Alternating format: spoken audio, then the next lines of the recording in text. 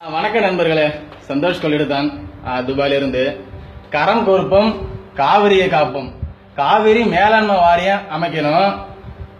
பல லட்சம் விவசாயிங்க பாசன வசதி பெறும் அந்த காவிரியத்தை பாதுகாக்கணும்னு சொல்லிட்டு 28ஆம் தேதி ஒகேனக்கல்ல தொடங்கிய இருசக்கர வாகன பிரச்சார பேரணி 30ஆம் தேதி, அதாவது நேற்று பூம்புகார்ல கிட்டத்தட்ட 3 நாட்கள் வெற்றிகரமாக போய்கின்ற போராட்டம். 30ஆம் தேதி நேற்று பூம்புகார்ல இந்த பிரச்சார பேரணிய நடத்தி முடிச்சாரு மருத்துவர் அன்புமணி ராமதாஸ். இது ஒரு மிகப்பெரிய போராட்டம். இன்றைய தமிழ்நாடு அரசியல் காலத்துல இது மாதிரியான போராட்டம் யார் நடத்திட்டு வரா? இந்த நிமிஷம் வரைக்கும் ஏதோ திராவிட கட்சிங்க அவங்களுடைய போராட்டமே சம்பிரதாய ஒரு போராட்டம் தான். காலையில போராட்டம் போனா சாயந்தரம் வீட்டுக்கு வந்துருவாங்க.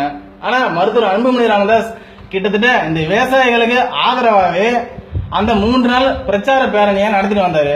எந்த ஒரு ஊடகமும் இந்த நிமிஷம் வரைக்கும் அவருடைய பேரணியும் சரி, பொதுக்கூட்டத்தையும் சரி, அவருடைய சாதனைகளையும் சரி எதுவுமே ஒளிபரப்பு பண்ண மாட்டேங்கிறீங்க.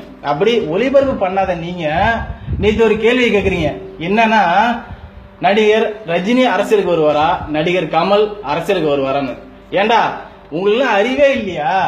அவர் தான் ஏற்கனவே சொல்லிட்டாருல்ல, யாரு வேணாலும் அரசியலுக்கு வரட்டும், யாரு வேணாலும் போட்டும் தெளிவா சொல்லிட்டாரு. திரும்ப திரும்ப அதே கேள்வி நீங்க ஏன் கேக்குறீங்க? எது கேக்குறீங்க? அவருடைய எந்த ஒரு போராட்டத்தையும் ஒளிபரப்பு பண்ணாத நீங்க உங்களுக்கு இந்த கேள்வியெல்லாம் கேட்க என்ன தகுதி இருக்கு? முதல்ல இந்த போராட்டத்தோட சிறப்பம்சமே என்னன்னா, கிட்டத்தட்ட 412 கிலோமீட்டர் தன்னுடைய இருசக்கர வாகனத்துல 412 கிலோமீட்டர் ஒகேனக்கல்ல இருந்து ஆரம்பிச்சு பூம்புகார் வரைக்கும் வந்திருக்காரு மருத்துவர் அன்புமணி ராமதாஸ். அது மட்டும் இல்லாம கிட்டத்தட்ட 8 மாவட்ட மக்களை நேரடியா சந்திச்சு அந்த விவசாயிகளோட குறைகளை கேட்டு மனுவும் வாங்கியிருக்காரு. இவ்வளவு போராட்டம் பண்ணிட்டு இருக்க, ஏன் உங்களால அவரை பத்தி எந்த ஒரு ஊடகத்தையும் ஒளிபரப்பு பண்ண மாட்டேங்கிறீங்க? அவர் மேல உங்களுக்கு என்ன காழ்ப்புணர்ச்சி? அடுத்ததான் மீத்தேன் திட்டம். இதை பத்தி நானும் நிறைய பேசிட்டேன், இருந்தாலும் இன்னைக்கு பேச வேண்டிய சூழ்நிலை. மீத்தேன் திட்டத்துக்கு எதிராகவும் போராட்டம் பண்ணவும் நம்மளோட திமுக செயல் தலைவர் திரு ஸ்டாலின் அவர்கள் கதிராமங்கலம் போயிருக்காரு. எந்த முகத்தை வச்சுட்டு நீங்க கதிராமங்கலம் போறீங்க? இந்த திட்டத்துக்கு கையெழுத்து போட்டது யாருங்க? இந்த திட்டத்துக்கு கொண்டு வந்தது முதல்ல யாரு? எந்த முகத்தை வச்சுட்டு நீங்க கதிராமங்கலத்துக்கு அந்த திட்டத்தை எதிர்த்து போராட போறீங்க? முதல்வன் படத்துல ரகுவரன் சொல்ற மாதிரி இவரே பாம உப்பாராம், அப்புறம் இவரே பாம எடுப்பாராம். அப்படித்தானே இருக்கு உங்க அரசியல். சட்டசபைக்கே போகாம சம்பளத்தை வாங்கிட்டு 6 மாசத்துக்கு ஒரு தடவை சட்டசபைக்கு வரலான்னு தீர்மானம் கொண்டு வர எதிர்கட்சி நீங்க ஏன் அந்த மீத்தேன் திட்டத்துக்கு எதிராக சட்டசபையில ஏன் ஒரு தீர்மானத்தை உங்களால நிறைவேற்றக்கூடாது? இந்த நிமிஷம் வரைக்கும் நீங்க ஏன் நிறைவேற்ற எந்த தீர்மானமும் கொண்டு வராம இருக்க என்ன காரணம்? இன்னைக்கு அந்த மக்களுக்கு ஆதரவா போறேன்னு திரும்ப திரும்ப அதே தான் சொல்லிட்டு இருக்கீங்க. இந்த திட்டத்தை நீங்க என்ன கொண்டு வந்தீங்க? அப்புறம் எப்படி நீங்க அந்த திட்டத்தை எதிர்த்து போராடணும்னு சொல்லி நீங்க கதிராமங்கலம் போறீங்க? தமிழக மக்களே, இவங்களாம் நம்பாதீங்க. காலை முச்சிரும் 500 ரூபாய் காசை கொடுத்துட்டு இலவசம் சொல்லிட்டு உங்கள்கிட்ட ஓட்டு கேட்டு வராங்க. நீங்களும் 500 ரூபாய் காசை வாங்கிட்டு ஓட்டையும் போட்டுறீங்க.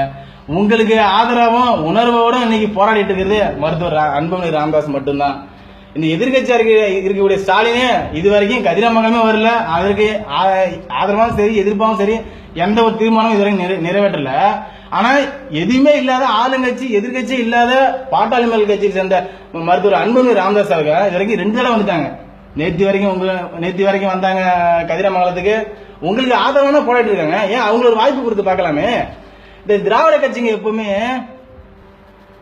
நான் உங்களுக்கு அதை செய்யறேன், நான் உங்களுக்கு இதை செய்யறேன் அப்படின்னு சொல்லி தான் ஓட்டு வாங்கிட்டு இருக்காங்க. ஆனா மருத்துவர் அன்புமணி ராமதாஸ் மட்டும்தான் உங்களுக்கு நான் இதை செஞ்சிருக்கேன் அப்படின்னு சொல்லி ஓட்டு கேட்டு வராரு. தன்னோட தேர்தல் அறிக்கையில சொல்லிட்டு வராரு.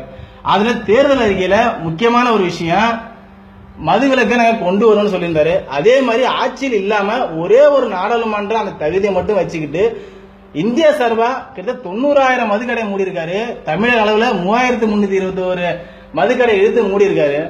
அதுவே ஒரு சாதனை தானே. இலவசத்தை கொடுத்து ஏமாத்துற திராவிட கட்சியின் மத்தியில இன்னைக்கு உங்க கண் முன்னாடி இந்த மதுக்கடையை மூடி இருக்காரு. தான் மத்திய அமைச்சரா இருக்கும்போது கூட 108 திட்டம் இன்னைக்கு உங்க கண்ணு முன்னாடியே ஓடிக்கிட்டு இருக்கு. உங்களை விபத்துல இருந்து காப்பாத்திட்டு இருக்கு 108 ஆம்புலன்ஸ் திட்டம். இந்த 2 திட்டம் முக்கியமான திட்டமாச்சு. அவரு அமைச்சரா இருந்துக்கும் போது 107 திட்டம் கொண்டு வந்தாரு. இப்ப சாதாரண நாடாளுமன்ற உறுப்பினர் அவரு.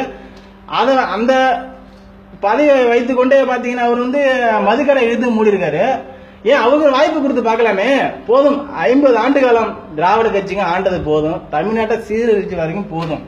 இன்னைக்கு இலவசமா ஆடு தரம் மாடு தரம் பண்ணி தரம் சொல்றாங்க. ஆனா அந்த ஆடு மாட்டை காப்பாத்துறதுக்கு தண்ணி யாருங்க தருவா? நம்ம குடிக்க தண்ணி இல்லையே, அப்புறம் விலங்குகளுக்கு எப்படி நம்ம தண்ணி கொடுக்க முடியும்? யாராவது யோசனை செஞ்சு பாத்தீங்களா? அவங்க கொடுக்குற 500க்கும் 1000க்கும் நீங்க காசை வாங்கிட்டு ஓட்டு போட்டீங்கன்னா நீங்க பாதிக்கப்படுறதுனால உங்களுக்கு சந்ததியும் பாதிக்கப்பட போகுது. அதனால இந்த தேர்தலில் மருத்துவர் அன்புமணி ராமதாஸுக்கு ஒரு வாய்ப்பு கொடுங்க. நல்ல நல்ல திட்டத்தை கையில வச்சிருக்காரு.